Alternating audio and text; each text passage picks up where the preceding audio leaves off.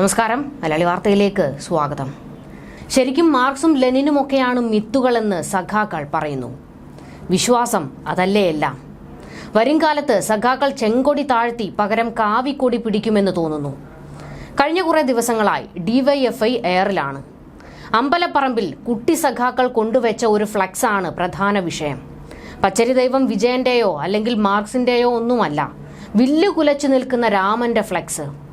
താഴെ വെണ്ടയ്ക്ക അക്ഷരത്തിൽ ഡിവൈഎഫ്ഐ എന്നും. മതേതരത്വത്തിന്റെ പര്യായം.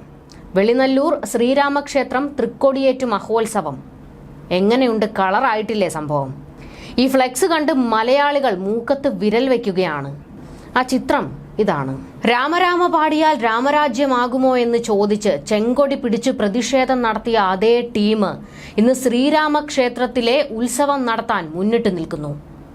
പോസ്റ്റർ ഇതിനി സത്യമാണോ അതോ എഡിറ്റിംഗ് ആണോ ഒന്നും മനസ്സിലാകുന്നില്ല.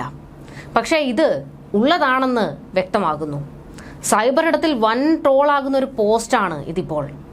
ഡിവൈഎഫ്ഐക്കാരെ വാരി അലക്കി ഉടുക്കുകയാണ് സോഷ്യൽ മീഡിയ. നിലപാടില്ലാത്ത ഒരു വർഗമുണ്ടെങ്കിൽ അത് ഉറപ്പായും കമ്മികളായിരിക്കുമെന്നാണ് പൊങ്കാല. 10 വോട്ടിന് ആരുടെയും കാല് നക്കും, പാർട്ടിയുടെ പ്രത്യയ ശാസ്ത്രം പോലും അടിയറവ് വയ്ക്കും. രാംലല്ലെ എന്ന് കേട്ടാലേ കൊടുവാളെടുത്തിരുന്ന സംഘമാണ് ഇന്നിപ്പോൾ വില്ലു കുലച്ചു നിൽക്കുന്ന രാമന്റെ ചിത്രം വെച്ച് ഫ്ലെക്സ് അടിച്ചിരിക്കുന്നത്. ക്ഷേത്രത്തിലെ തൃക്കൊടിയേറ്റിന് വേണ്ടി തയ്യാറാക്കിയതാണ് ഇത്.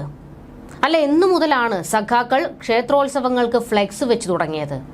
ഞങ്ങൾ ഇങ്ങനാണ്, ആവശ്യം വന്നാൽ രാമന്റെ ചിത്രം വെച്ച് പോസ്റ്റർ ഒട്ടിച്ച് ക്ഷേത്രോത്സവം കളറാക്കും. കാര്യം കഴിഞ്ഞാൽ രാമനെ പള്ളിപ്പറമ്പിൽ രാമനാക്കും.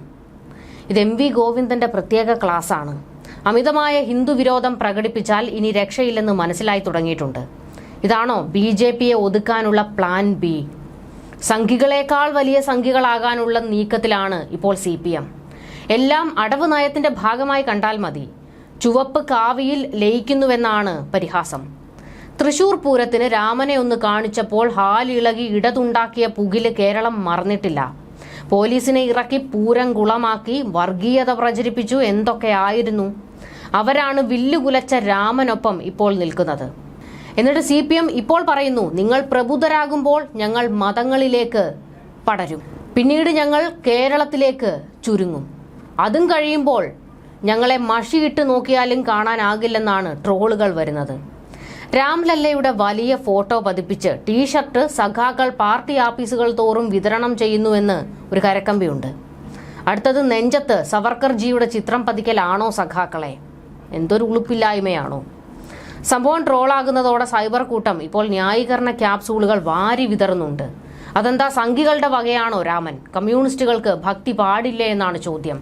പാടില്ലെന്ന് ആരും പറഞ്ഞിട്ടില്ല. പിന്നെ എന്തിനാണ് കോന്നി MLA ജനീഷ് കുമാറിനോട് ക്ഷേത്ര ദർശനം നടത്തിയതിന് വിശദീകരണം ചോദിച്ചത്?